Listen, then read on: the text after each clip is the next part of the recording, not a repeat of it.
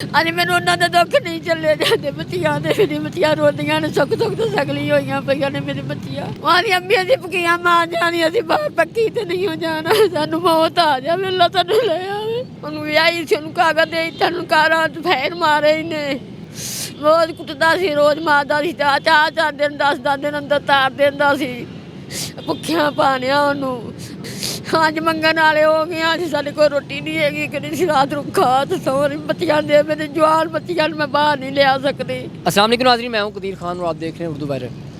नाज़रीन मेरे साथ ये अम्मा जी मौजूद हैं। ये ख़तून की ज़िंदगी में बड़ी अजीबो गरीब हादसात पेश आए।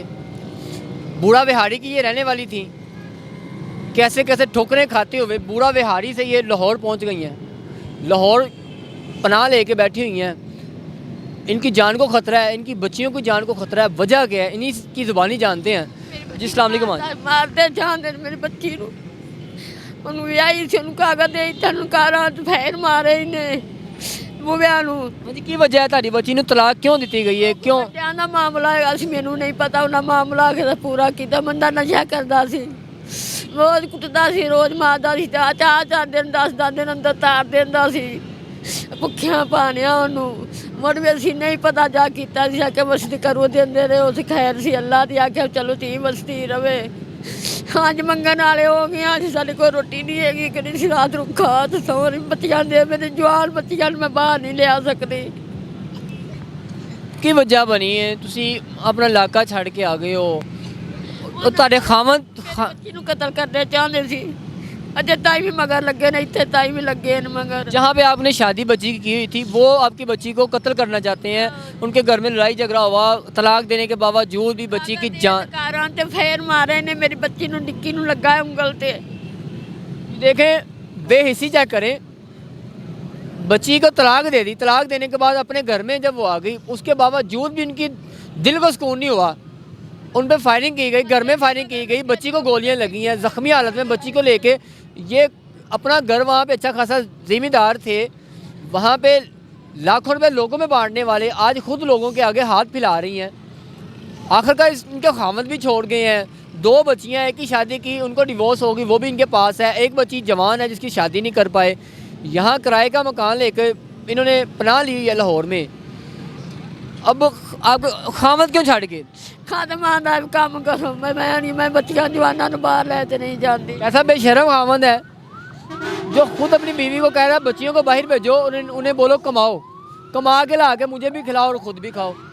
जब आपके पास इतना पैसा था, जिम्मेदार थे, ज़मीनें थी, वो सारी कहाँ गई? पहली कोनी दिखा दी जमीन है किसी बहन जोगी वो केसा तो ला ली है जो बेटी के केसिस से बच्ची इतने बैठिया हुई निकारी किहड़े केसां ते लाई? फिर बच्ची ने खेत उन्होंने साढ़े ते पर्चा मंडवा दिता नया आंट फैर मारे उन्हें अभी पर्चा दवाया सी आख्या भी सानू मारता चाहते मेरी बच्ची नू उन्होंने को साढ़े ते पर्चे दवा दिते उन्होंने लोग तो मेरी बच्ची की जान ले तो मैं आन ते चलो और जान बैठी बच्ची की जान बचाउण खुने। अब आप चाहती हैं आपकी बच्ची की शादी हो जाए, क्या किस शादी क्यों नहीं कर रही? जो बच्ची ये कमा रही है उसकी भी शादी क्या नहीं है घर रोटी खान वास्ते मेरी बच्चियां भुखियां बैठिया ना झटदा दिन हो गए कितने दिनों से भुखियां बैठिया ने अल्लाह का शुक्र है अम्मी अल्लाह जो किन्ने रखे उन्हें ते रहना मैं करो बाज चाक का समान वंडदी हुंदी साज मैं मंगन ते पक्के ध्यान ते बह रही हूँ। तय करें माँ जी का कहना है कि 5 से 7 लाख रुपए का मैं सामान बांटती थी जब रमज़ान आता था, गरीबों को बांटते थे। आज खुद लोगों के आगे हाथ फैलाने पे नाली हो गई है मेरी बच्चियां नहीं सुनो मेरी निक्कियां जी बच्चियां थियां त्यारी मैं बड़ियां मांगियां लईयां ने मनता नहीं लईयां अज मेरी पक्कियां ते नहीं लाया जाता उन्होंने को अज मैंने उन्होंने दुख नहीं चले जाते बच्चियां दे मेरी बच्चियां रोंदियां ने सुख सुख तो सगली होइयां पईयां ने मेरी बच्चियां मैं भुखी बैठी हुई हूँ मैं बड़ा बाजार मेनू खाती मैं बड़ी पई। माँ जी कब से खाना नहीं खाया आपने? बच्चियाँ कब से भूखी बैठी? बच्चे नहीं कोई शायगी को किराया 2 महीने का सिर ते चढ़िया बच्ची नू लगा ते बैठी उन्होंने मिन्नत तरला किया तुहानू देनी है मैं कि दुआने ने मैं बच्चियां धक्के नहीं दुआने मेरी बच्चियां भुखियां मार जानी मारी अम्मी असी भुखियां मार जानी असी बाहर पक्की ते नहीं हो जाना सानू मौत आ जावे अल्लाह सानू ले आवे अदा पक्कियां तो नहीं रुलना ਇੱਕ ਸਾਡੇ ਮਗਰ ਲੱਗੇ ਹੋਏ ਨੇ ਜੇ ਤਾਈਂ ਵੀ ਲੱਗੇ ਹੋਏ ਨੇ ਮਗਰ ਇੱਥੇ ਲਾਹੌਰ ਵੀ ਆ ਗਏ ਨੇ, ਮਗਰ ਲਾਹੌਰ ਵੀ ਆ ਗਏ ਨੇ। ਸਾਡੇ ਬੱਚਿਆਂ ਨੂੰ ਮਾਰਨਾ, ਇਹਨਾਂ ਨੂੰ ਮਾਰਨਾ ਹੀ ਹੈ, ਸਾਰਿਆਂ ਨੂੰ ਮਾਰਨਾ ਚਾਹੁੰਦੇ ਨੇ ਸਾਨੂੰ। ਅਸੀਂ ਬੜੇ ਜਲੀਲ ਹੋ ਤੇ ਨਿਕਲੇ ਹਾਂ। किस जगह ते रहायश की हुई है, कितने तुसी रहिंदे पे हो तार के?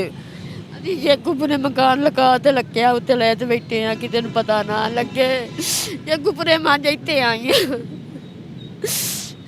बच्चियाँ शेखुपुरा किराए के घर में रह रही हैं, खुद अम्मा जी लाहौर में आई हैं और लाहौर में आके मांग रही हैं सिर्फ बच्चियों की खातिर, बच्चियों का पेट पालने की खातिर। ना मैं ना कभी मंगया ना मैं कीता, मेरी शर्म आउंदी। मैं हाथ बह रही पक्की ते कल में बिच बड़ी एक भाई ने 10 रुपया दिता तो मैनू आंदा बगैर सके रशके आना ने एवें मरना बिच रशके थले आ ते गड्डियां थले ना एवें मरना। मैं चुप कर दिया ते बह गई इत्थे।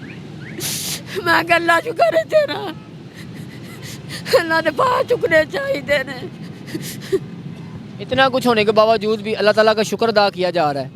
माँ जी का कहना है कि जब मैं रोड पे निकलती हूँ मेरा दिल इस चीज़ की इजाज़त नहीं देता कि मैं किसी के आगे हाथ फैलाऊँ। मैं बैठी हाँ किराए खुने में रात भी आ मंगन वाले बेचारा न्याना निगाह तो बेचारा है मंगना मैं तो को 100 रुपया ले तो मैं शेखुपुरे गई धियां जात वेख के आए। बड़ा दिल दहलाने वाला ये वाक़या है कि उन्होंने किसी के आगे हाथ नहीं फैलाया जा रहा। जो यहाँ पे मांगने वाले हैं, ये यहाँ पे एक नबीना इंसान है, वो मांगते हैं। उनको उन्होंने फरियाद की कि मेरे साथ ये मसला है, मैंने अपनी बेटियों के पास शेखुपुरा जाना है। मांगने वाले इनको 100 रुपया दिया है, किराया दिया है ताकि ये अपने घर चले जाएं, लेकिन इनके पास पैसे ना होने की वजह से अभी भी बैठी हुई हैं शाहदरा चौक में कि बच्चियों के पास चले जाऊँ। ये आलम है कि हाथ फैलाना मुश्किल हो गया है, दिल इस चीज़ की इजाज़त नहीं देता, मांगने की भी आदत नहीं हो रही, मजबूरन रोड पे निकलना पड़ रहा है। मुखय्यर हजरात जो इस चीज़ को समझते हैं, जो लोगों की मदद करना चाहते हैं, उनको चाहिए ये शाहदरा चौक में आएँ और आकर इनकी कोई इमदाद की जाए ताकि ये अपनी बच्चियों का सर डांप कर बैठ सकें, इज़्ज़त की रोटी खा सकें। और अगर कोई ऐसा शख्स है जो इनकी बच्चियों के लिए कुछ दहेज का सामान दे सकता है, उनकी कुछ शादी का अरेंज कर सकता है, कुछ शादी करना चाहता है, तो वो यहाँ पे आके माँ जी से मिल सकते हैं ताकि उन बच्चियों की ज़िंदगी जो है वो अच्छी तरीके से गुजर सके। इसी के साथ कदीर खान को दीजिएगा इजाज़त। नई स्टोरी से मुलाकात होगी। अल्लाह ने के बान।